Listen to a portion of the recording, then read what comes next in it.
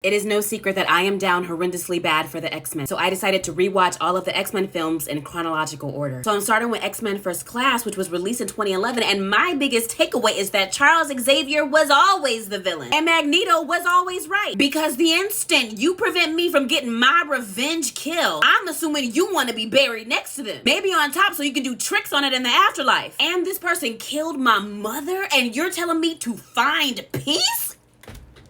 Like Magneto said, Charles, peace was never an option. And did Charles not notice how exceptionally well Magneto controlled his powers after he took care of Shaw? Slid that coin into that man's forehead with great ease. I was actually very proud of Eric. And if Xavier was a true friend, he would have celebrated Magneto in that moment. That was a big accomplishment. What else? I took notes.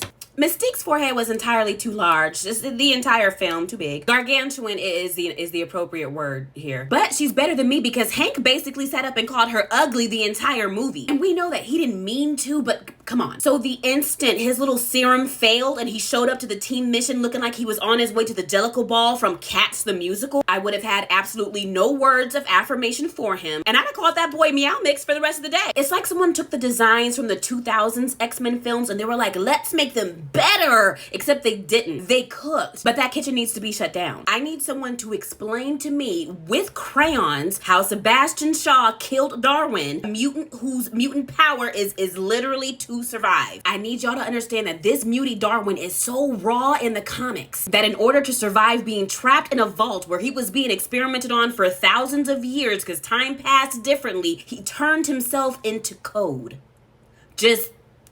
He adapted because that is what he does. He adapts. That's why his name is Darwin. And I get that we can veer away from the source material, but it still has to make sense. And this didn't make no sense. Am I going to rank these? Yes.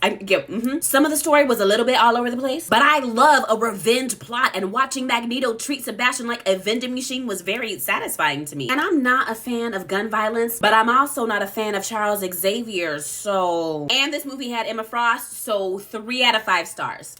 I'm gonna move on to the next film to rewatch, which would be X-Men Days of Future Past. Or because that movie is very time jumpy, I can save that for later in the rewatch and do X-Men Origins Wolverine instead. What do y'all think I should do next? And I'm just talking mess, but do we want actual recaps? Because I can do that too. Let me know.